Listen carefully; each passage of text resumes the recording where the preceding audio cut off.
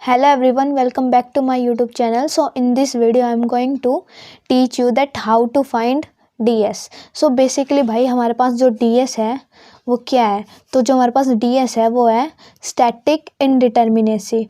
तो मैं आपको बताऊंगी कि हम लोग जो स्ट्रक्चर है उसकी स्टैटिक इनडिटर्मिनेसी कैसे फाइंड आउट कर सकते हैं।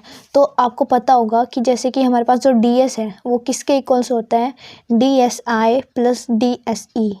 ओके, यहाँ पे DSI है हमारे पास इंटरनल स्टैटिक इनडिटर्मिनेसी और DSE हमारे पास है एक्सटर्नल स्टैटिक इनडिटर्मिनेसी।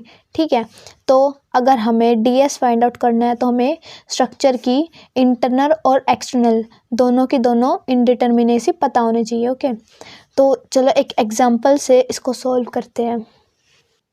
जैसे कि हमारे पास ये वाला क्वेश्चन है, हमें ना इसका DS फाइंड आउट करना है। तो DS निकालने का एक फॉर्मूला होता है 3C माइनस CA। यहाँ पे जो हमारे पास C है, C वो हमारे पास है नंबर ऑफ कट्स। ठीक है, ये बेसिकली इसको हम लोग ट्री मेथड भी बोल सकते हैं। और जो हमारे पास ये CA है ये हमारे पास होता है कंस्ट्रेंट एडेड। क्या होता है? Constraints added. कंस्ट्रेंट्स मतलब मान लो हमारे पास कोई भी सपोर्ट है, मान लो हमारे पास ये है हिंज सपोर्ट है। कंस्ट्रेंट्स मतलब ये कितनी डायरेक्शन में मूव नहीं कर सकता। तो जो हमारे पास हिंज सपोर्ट होता है उसमें दो कंस्ट्रेंट होते हैं, एक तो होता है वर्टिकल और एक होता है हॉरिजॉन्टल, है ना। ये हमारे पास दो कंस्ट्रेंट होते हैं। तो कंस्ट्रेंट वो होते हैं कि जो हमारे पास है वो कितनी डायरेक्शन में मूव नहीं कर सकता। ओके, मतलब इसकी अगर मैं डिग्री ऑफ फ्रीडम की बात करूँ तो वो हमारे पास कितनी होगी, एक ही होगी, जो कि क्या होगी, मूवमेंट, है ना, क्योंकि ये सिर्फ मतलब रोटेट कर सकता है। ओके, तो हमारे पास ये वाला क्वेश्चन है, इसका हमें DS फाइंड आउट करना है। मैंने आपको फॉर्मूला बताया 3C माइनस CA। C का मतलब यहाँ पे है नंबर ऑफ कट्स। अगर मेरे को ये वाली ब्रांच मतलब ये वाला सपोर्ट और ये वाला सपोर्ट आपस में अगर अलग करना है तो मेरे को एक यहाँ पे कट लगाना पड़ेगा, ओके, और एक यहाँ पे कट लगाना पड़ेगा। तो ये दोनों अब मेरे पास बिल्कुल अलग हो गए। जैसे कि मैं आपको बना के दिखाती हूँ इसको। ये जैसे कि आपने इसको ना एक ट्री मान लो, है ना, एक ट्री, ये इसकी ब्रांचेस बिल्कुल अलग, एक ये ऐसे इसकी ब्रांचेस बिल्कुल अलग, है ना, ये दोनों बिल्कुल अलग हो गए। मैंने इसमें कितने कट्स लगाए, 2 कट्स लगाए, तो 3 × 2 माइनस CA। अब ये तो हमारे पास फिक्स सपोर्ट है। फिक्स सपोर्ट में तो भाई कुछ भी मूव नहीं कर सकता, है ना, मतलब इसके अंदर हमें कंस्ट्रेंट ऐड करने की ज़रूरत है नहीं, क्योंकि इसके अंदर एक भी डिग्री ऑफ फ्रीडम नहीं है।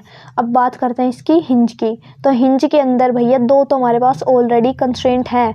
अपने को क्या चाहिए, मूवमेंट चाहिए इसमें। तो मतलब मेरे को एक कंस्ट्रेंट चाहिए इसके अंदर, है ना, ऐड करने के लिए। 3 × 2 माइनस 1, अपने पास आंसर क्या आ जाएगा, 6 - 1 = 5। तो इसका DS मेरे पास आ गया 5। ठीक है, अगर अब मेरे को DSC चाहिए, है ना, तो DSC क्या होता है हमारे पास, एक्सटर्नल स्टैटिक इनडिटर्मिनेसी। तो ये होता है हमारे पास जितनी एक्सटर्नल रिएक्शंस है इसके अंदर वो -3 क्या है हमारे पास, 3 हमारे पास होती है। अगर मैं 2D की बात करूँ, 2D स्ट्रक्चर्स के लिए, तो 3 हमारे पास होती है। 3 इक्विलिब्रियम कंडीशंस नहीं होती हैं, summation of Fx = 0, summation of Fy = 0 and summation of Fz = 0, है ना। 3 कंडीशंस होती है 2D के केस में। अगर 3D के लिए, 3D फ्रेम्स के लिए अगर हमें पूछे तो यहाँ पे हो जाएगा 6। तो मैं निकाल रही हूँ यहाँ पे 2D फ्रेम्स के लिए। तो रिएक्शंस यहाँ पे एक्सटर्नल रिएक्शंस कितनी है, 3 इसमें है एंड 2 इसमें है। टोटल हो गया हमारे पास 5, दैट इज़ 5 - 3, आंसर क्या आ गया, 2। तो हमारे पास DSC तो आ गया 2। अब मैंने आपको स्टार्टिंग में ही बताया था ये वाली चीज़ कि DS हमारे पास होता है DSI प्लस DSC। तो मैंने DSC तो फाइंड आउट कर लिया, कितना, 2, और मैंने DS भी फाइंड आउट करना है, कितना, 5। तो दैट इज़ 5 = DSI प्लस 2। तो यहाँ से DSI हमारे पास क्या आ गया, 5 - 2 दैट इज़ 3। तो ऐसे हम लोग सब कुछ फाइंड आउट कर सकते हैं।